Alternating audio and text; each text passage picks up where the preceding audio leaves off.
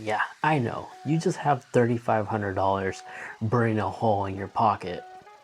And all you want to do is just throw it at Tim's Cook's face to get yourself a Vision Pro. But before you do that, I recommend watching this video to really learn about the realistic drawbacks about this revolutionary product. But don't get me wrong, I'm really obsessed with this thing. It's pretty incredible, it's gorgeous, it's elegant, but just like everything, there's some drawbacks. So let's talk about it in detail in this video on why you should not buy the Vision Pro. In fact, 10 reasons why you shouldn't buy the Vision Pro. Starting off with this being the first generation. This is Apple's first spatial computer or whatever marketing scheme they're calling it that they ever produced. But in reality, it's a VR headset. The naming's kind of skeptical, but in general, I would consider this a VR headset. Apple marketing team could call it whatever. This is their first generation. And because of this, there's going to be some weird, odd quirks. And as soon as Apple does something new, eventually there's going to be a new discovery of something bad, like the antenna gate, the bending of the iPhone 6, and then the most recent one I could think of was the bend gate again coming back for the 15 Pro Max, as well as the overheating. This is still week one, everybody. So it's always good to just wait it out and see what happens in the next few weeks. It's no different than like buying a new car. For me personally, I picked up the new X5 last year, the redesigned one, to then finding out that the 2025 version is receiving a new spec upgrade for the internal computer to the point where it can support YouTube and Mario Kart. And I lost this because I got mine ahead of time. So waiting past the first year actually is a great thing to do. Now for the number 2 reason is its ridiculous price. It's $3,500. That's literally 1 month worth of rent or mortgage for most people. And by buying it, you're literally telling Apple that it's okay. Now for me personally, this is my job, so I have no choice but to buy this because it makes sense for me to get my hands on it and review it as it is because Apple doesn't pay me. So I have every consumer right to say exactly what comes to mind that I need to share with you guys. Now, I used to work in retail when I was in high school and college, and I understand that Apple products have a very small margin, especially at retailer stores. But considering that the Quest 3 exists and then the Quest 2, Meta, they truly believe in their product, so much so that they were selling that product at a loss. And keep in mind, Meta is worth much less than what Apple net worth is worth for. So Apple clearly could have, if they really believed in this product, they could have easily sold this as a loss and made up for it in its software and lowered the cost to around the hundreds, close to like the Quest 3 price tag. But they decided not to. And because of this, a lot of people are using the excuse that this is mainly designed for developers so they can produce apps. And they're not wrong. But again, this headset is available in retail stores, and Apple is indeed pushing this towards their consumers, not developers. Or else they would have been using e-commerce or something, or they would not have these headsets available in their Apple retail stores. And then for its storage, it's a joke. The entry level price of $3,500 will get you 256 gigabytes. It's $400 more just to get 1 terabyte. I don't know, to me it just seems like Apple's just making additional margin with this $400 increase for more than double the storage capacity, which is telling me that they could have easily made the base one $500 and then $200 more for a 1 terabyte or something at least nicer, or give us an expansion storage capability. I guess what I'm trying to say is I just think Apple could have done something better for all consumers, and expandable storage would have been nice. Now, the FOB.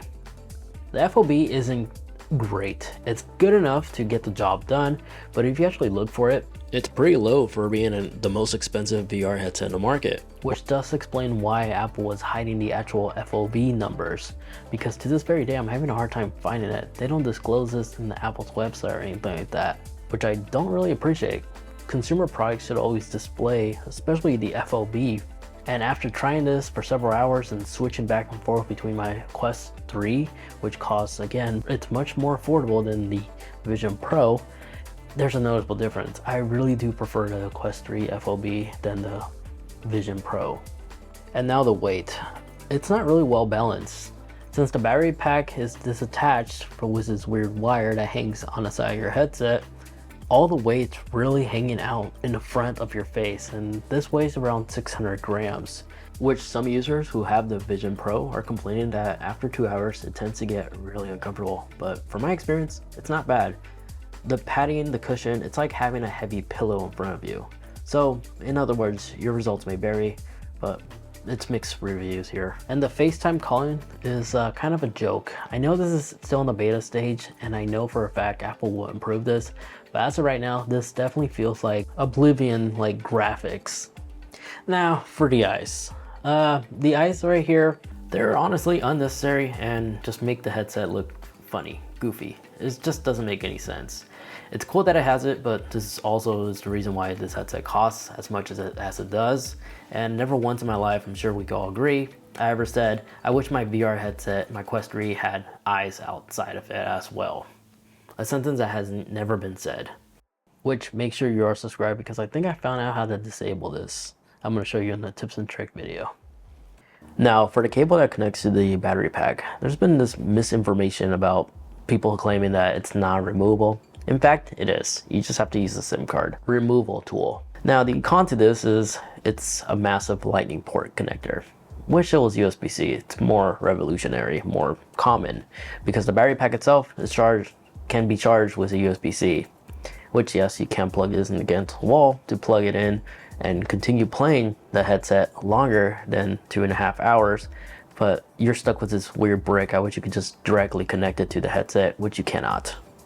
Now, as of right now, the software is still very limited, and from my understanding, Vision OS is based off the iPad.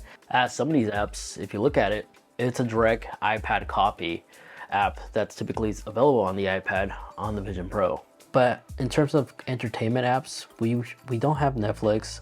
All we have is Safari, and even though YouTube isn't on here yet, maybe in the near future, but there's no word if there will anytime soon as of yet. But if you're trying to view like 3D VR videos on Safari, it doesn't work. So it's still very limited. Meanwhile, the Quest 3, again, has these apps available.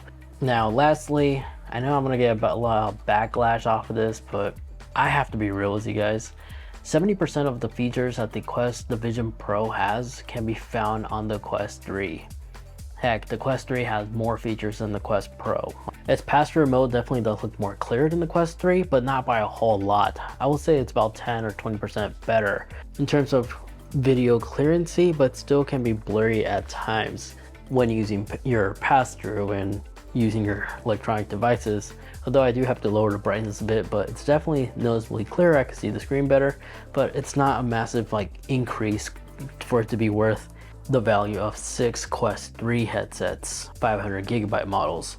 But I like to personally summarize and say, yeah, the Vision Pro is definitely a game changer, and I'm really happy that Apple pulled the trigger and tried something new. When it comes to productivity, the OLED displays that each lens can deliver is the highest resolution I've seen on any VR headset that I had my hands on. But I do indeed recognize the Vision Pro flaws. It's not a perfect device.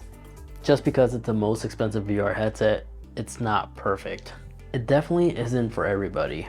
So I hope you and I could both agree on a couple of these points on this video. I hope I'm not crazy on that part, but this is an incredible VR headset, don't get me wrong. But there's still many reasons not to buy it though. But seeing that another big company entered the VR market, I think in general, VR is winning, and I'm very happy and looking forward to the future in terms of VR in general.